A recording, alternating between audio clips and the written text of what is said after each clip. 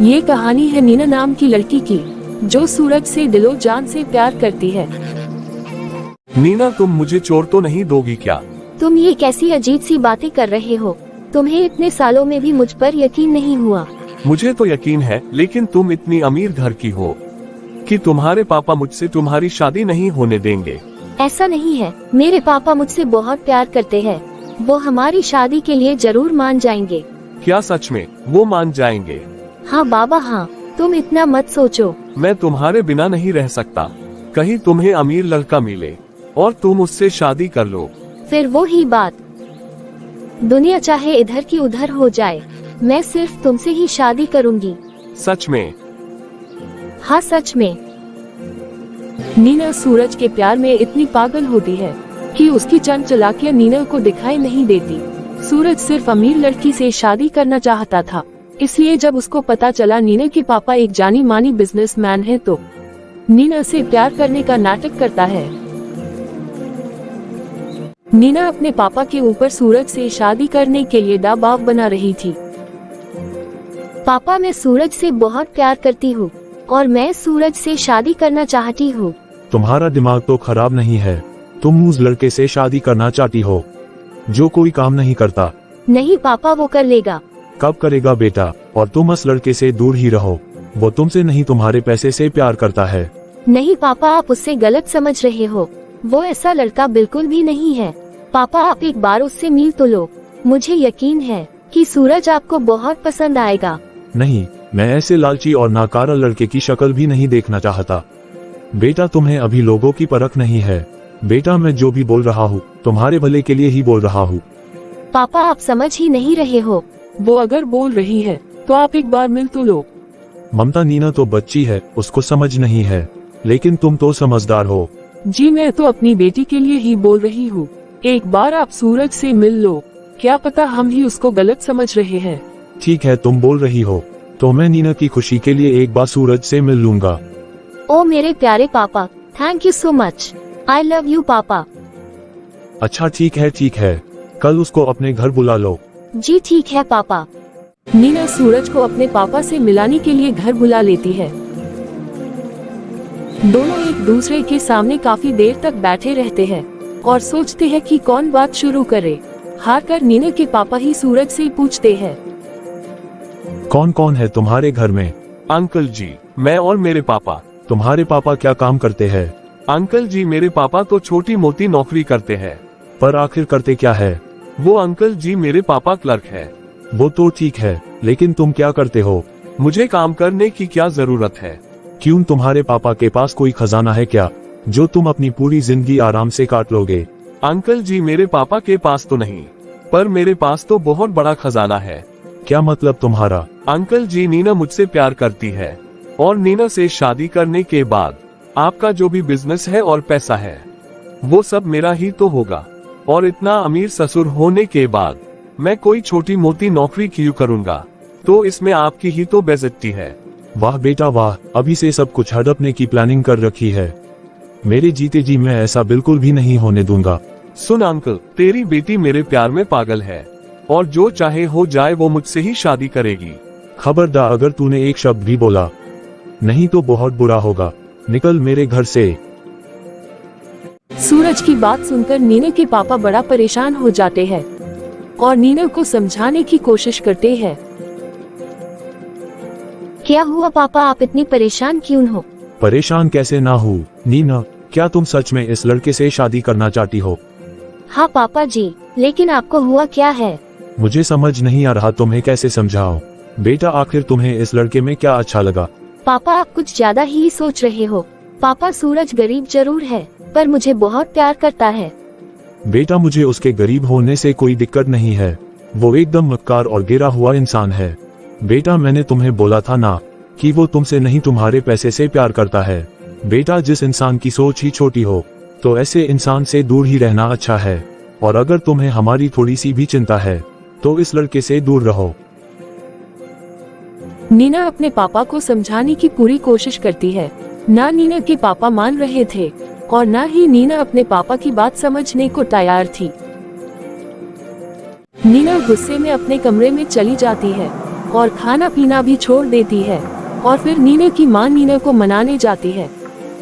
बेटा थोड़ा सा खाना तो खा ले, और तूने ये कैसी जिद पकड़ी हुई है? पापा सही तो बोल रहे हैं मेरी बच्ची, वो लड़का तुझे कभी खुश नहीं रख सकता। माँ मैं उसी से शादी करूँगी, नहीं तो मैं जिंदगी भर कुंवारी ही बैठी रहूंगी। अच्छा तू पहले खाना खा ले बेटा, पापा से मैं बात करती हूँ। आप सच बोल रही है ना माँ? हाँ बेटा, चल अब तू जल्दी से फ्रेश होकर बाहर आ जा। फिर जब नीना के पापा को ये पता चलता है कि नीना खाना नहीं खा रही है, तो नीना के पापा नीना से बात करने जाते हैं। नीना ये मैं क्या सुन रहा हूँ कि तुमने 2 दिन से खाना नहीं खाया। बेटा तुम्हें तू नजर नहीं आ रहा, पर हमें तू आ रहा है। जानबूझकर मैं तुम्हें कुएं में धकेल नहीं सकता। बेटा अगर तेरी यही जिद है कि खाना नहीं खाएगी, तो ठीक है, जब तक तू उस लड़के से शादी करने की जिद नहीं छोड़ेगी, तब तक मैं भी खाना नहीं खाऊंगा। फिर नीना के पापा पूरा दिन खाना नहीं खाते। ये तुम दोनों ने कैसी जिद पकड़ रखी है? आप खाना क्यों नहीं खा लेते? आपको कुछ हो गया तो मैं क्या करूँगी? हाँ पापा आप खाना खा लो, आपकी शुगर लो हो जाएगी। पहले तू वादा कर कि तू मेरे बताए हुए लड़के से ही शादी करेगी। हाँ जी ठीक है पापा, जैसा आप बोलोगे मैं वैसा ही करूँगी।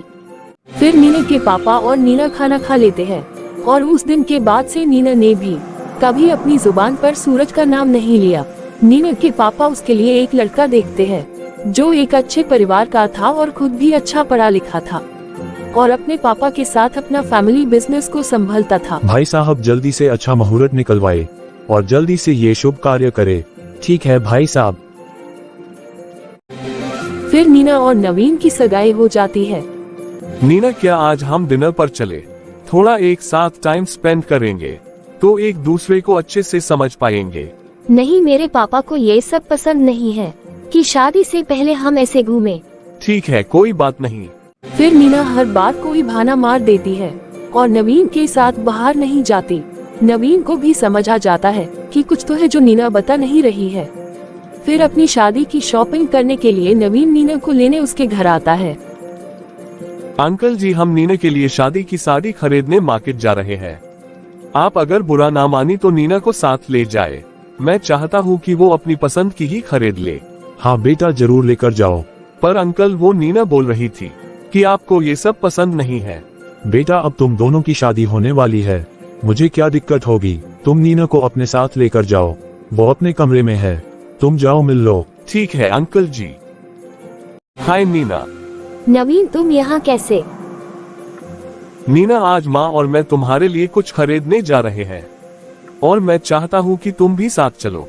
और मैंने तुम्हारे पापा से भी पूछ लिया है, उन्हें कोई दिक्कत नहीं है। नवीन मैं चल लेती, पर आज मेरी तबीयत ठीक नहीं है। तुम्हें जो ठीक लगे अपनी पसंद से खरीद लो। ठीक है, जैसा तुम्हें ठीक लगे, मैं तुम्हें फोर्स नहीं करूँगा। जब भी तुम्हारा मन करे तुम मुझे बता सकती हो। हाँ ठीक है। ऐसे ही 2 महीने निकल जाते हैं और नीना की शादी का दिन आ जाता है। नीना और नवीन की शादी हो जाती है और आज नीना का पहले दिन होता है ससुराल में। बहू आज तुम्हारी मुंह दिखाई है, गली की सारी औरतें आएंगी और तुम्हारी मुंह दिखाई देकर जाएंगी। तुम वो लाल वाली साड़ी पहन लो और वो रानी हार भी डाल लेना। मम्मी जी ये सब दिखावा मुझसे नहीं होगा, आप गली वाली औरतों को माना कर दो, मैं उनके सामने अपना जुलूस नहीं निकाल सकती। नीना इतना बोलकर अपने कमरे में चली जाती है। अरे भला ये भी क्या बात हुई बेटा, मैंने कुछ गलत बोल दिया क्या? नहीं माँ वो थकी हुई है इसलिए ऐसे बोल दिया, आप बुरा मत मानो। हाँ तू सही बोल रहा है बेटा, शादी में मुझे भी बहुत थकावट हो गई है।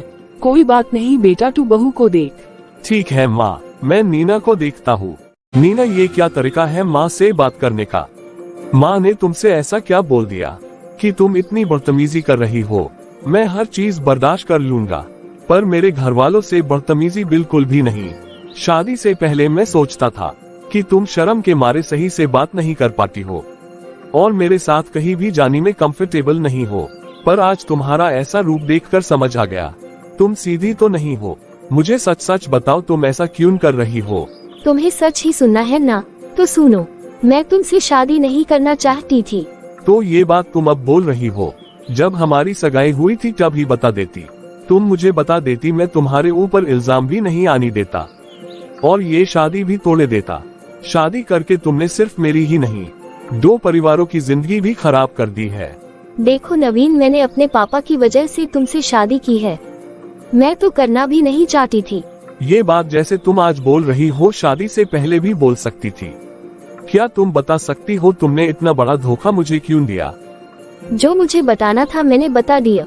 ठीक है, फिर तुम मेरे साथ मेरी बीवी बनके भले मत रहो। कम से कम मेरी माँ की खुशी के लिए उनके सामने अच्छी बहू होने का नाटक तो कर सकती हो। नवीन और नीना की शादी को 1 महीना हो जाता है। बेटा, आज तुम्हारी शादी को 1 महीना हो गया है। जाकर बहू को शॉपिंग करा ले और बाहर से ही खाना खा आना। ठीक है माँ। नीना, आज हमारी शादी को 1 महीना हो गया है और माँ चाहती है कि मैं तुम्हें कहीं बाहर लेकर जाऊँ। नहीं, मुझे कहीं नहीं जाना, मैं यही सही हूँ। नीना, हम अच्छे दोस्त की तरह तो घूमने जा ही सकते हैं। और तुम इतनी उदास क्यों रहने लगी हो? तुम मुझे खुलकर बता सकती हो, मैं किसी को कुछ नहीं कहूँगा। इतनी बात सुनकर नीना फूट फूट कर रोने लगती है। नवीन, मैं सूरज नाम के लड़के से प्यार करती थी और मैं उसी से शादी करना चाहती थी। मेरे पापा ने मुझे मजबूर किया तुमसे शादी करने के लिए। मैं तुम्हारी बात समझ सकता हूँ। जैसे तुम किसी और से प्यार करती हो, वैसे ही मैंने जब तुम्हें पहली बार देखा था तब से ही मैंने तुम्हें अपना मान लिया था और मैं तुम्हें इस तरह परेशान नहीं देख सकता। तुम चाहो तो सूरज के पास जा सकती हो, मैं कुछ नहीं बोलूंगा। तुम कल अपने पापा के घर चली जाओ, बोल देना नवीन से मेरी लड़ाई हो गई, बाकी मैं सब संभाल लूंगा। तुम बिल्कुल भी चिंता मत करो, मैं सारा इल्जाम अपने ऊपर ले लूंगा। नहीं, मुझे कहीं नहीं जाना, तुम प्लीज मुझे अकेला छोड़ दो। तुम्हें ज्यादा अच्छे बनने की जरूरत नहीं है। मैं तुमसे अपने आप से भी ज्यादा प्यार करता हूँ, सिर्फ इसलिए बोल रहा हूँ। तुम्हें यकीन नहीं आए तो बोलो, मैं तुम्हें सूरज के पास ले चलता हूँ। और तुम जिसके लिए पागल होती जा रही हो, वो अपने जिंदगी में कब का आगे बढ़ गया है। उसने एक अमीर लड़की देखकर शादी भी कर ली है। पर तुम्हें उसके बारे में इतना कुछ कैसे पता है? नीना, जब तुमने मुझे बोला कि तुमने अपने पापा के कहने पर मुझसे शादी की है, तभी मैंने पता लगा लिया कि कौन है जिसके लिए तुम मेरे साथ ऐसा कर रही हो। क्या तुम्हें सब कुछ पता था और फिर भी तुम मेरे साथ रहते रहे? हाँ। पर क्यों? तुम जानती हो, मैं बार बार एक बात नहीं बोल सकता। तुम्हारी खुशी में ही मेरी खुशी है। मैंने तुम्हें इतना परेशान किया, तुम पर चलाई, मम्मी जी को कितना कुछ कहा, पर मम्मी जी चुपचाप मेरी बातें सुनती रही। नीना, माँ बोलती है कि लड़की जब अपना घर छोड़कर आती है, वो सबसे ज्यादा अपनी माँ को याद करती है। अगर मैं ही उसको माँ जैसा प्यार नहीं दे पाई तो क्या फायदा। नवीन, मुझे माफ कर दो, मुझसे बहुत बड़ी गलती हो गई। मैंने अपने पापा को भी बहुत गलत समझा और सबसे ज्यादा तुम्हें। थैंक यू मुझे झेलने के लिए और मेरी बकवास सुनने के लिए। वैसे मेरे लिए भी मुश्किल तो था, पर तुम्हारे प्यार में सब कुछ आसानी से हो गया। ओ नवीन, अब मुझे शर्मिंदा मत करो। अच्छा ठीक है। नीना को अपनी गलती का एहसास होता है और दोनों एक दूसरे के साथ खुशी खुशी रहते हैं।